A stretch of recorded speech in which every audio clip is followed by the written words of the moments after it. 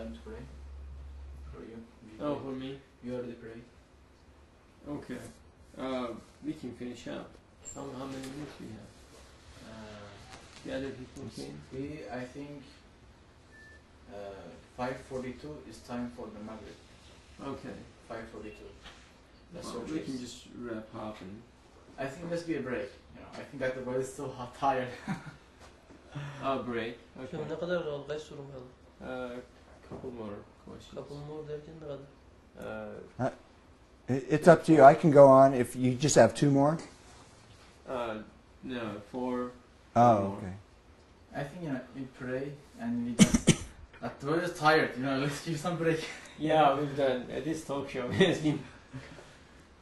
I'd like to ask about in Turkey when you were visiting. How was your perception of the mosques, like the faith in action in a sense, the symbols, the values that people have, and the call for prayers, for example, every now and then you hear. What kind of feelings you had, or was there any? I had lived in a Muslim society before when I lived in Jerusalem, so the call to prayer was a good sound in my ears, and it brought back a lot of good memories for me. And of course, the mosque, the Blue Mosque, and other mosques are just gorgeous in so many ways and beautiful that who can not be impressed by them. When we were there, it usually was not at crowded times, so we had plenty of opportunity to go in and to look around, to take our time, to walk around in many areas. So it was delightful in many ways. Okay, so my last question will be Holy Book of Islam, Quran. First of all, what's your perception of it? And then, the Quran puts Jews, Christians as the people of the book, and that concept. And speaking of even in religions, there are differences and denominations. They blame each other about they're going astray and something. Thinking of this concept, the Quran puts in, even though the non-Muslims are a lot very close people, mentioning that kind of respect and understanding.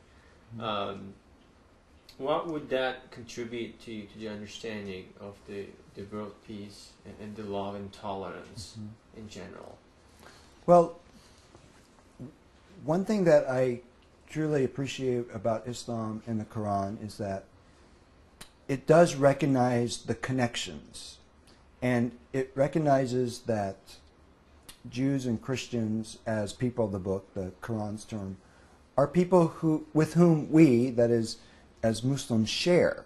We share something. We share Abraham, and we share prophets, and we share stories like Adam and Eve.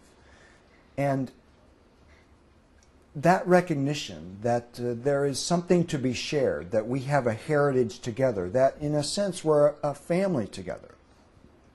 These are important ideas, I think. Ideas that resonate with ancient people, apparently. And as I recall, the Quran actually quotes or mentions Moses more than anyone else, outside of references Muhammad himself. But Moses, of all the other people who's mentioned, is mentioned more. So Moses, of course, is important for Jews and Christians as well. And that's important, I think, for all three religions to think about and consider, and to think of themselves as sons and daughters of Abraham, another great patriarch of the past.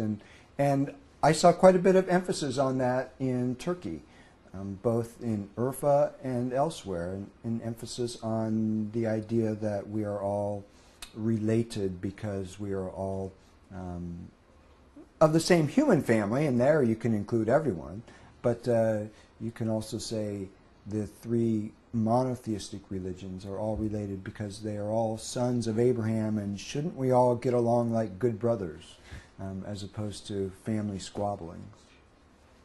Sure. So, I'd like to ask you before we close, like some additional thoughts Excuse me. and observations. Can I change the battery? A battery? Okay.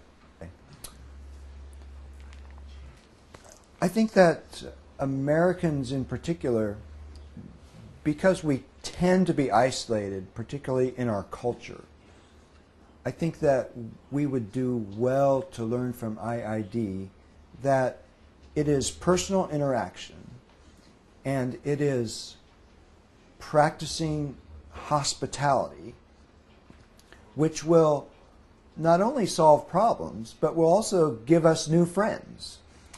That is, in the long run, this is all for the benefit of everybody, including those people who participate in the dialogue. And yes, an ultimate goal is world peace, but along the way there's so much enrichment. There's so much that we can gain personally by learning about other cultures, by learning about our neighbors who are Muslims, by learning about the way Turkey practices Islam, by learning about our neighbors who are Turkish and sampling their food and having them to our house as well so that they can learn about America. I suspect there are some stereotypes about Americans in countries such as Turkey that aren't always very favorable. And so it's always the interaction. It's always the human touch.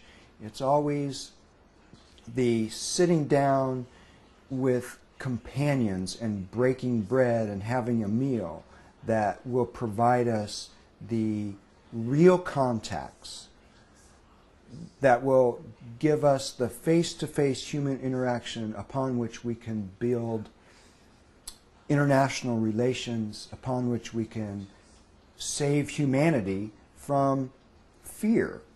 Because we're always afraid of the different, of the other, of the stranger.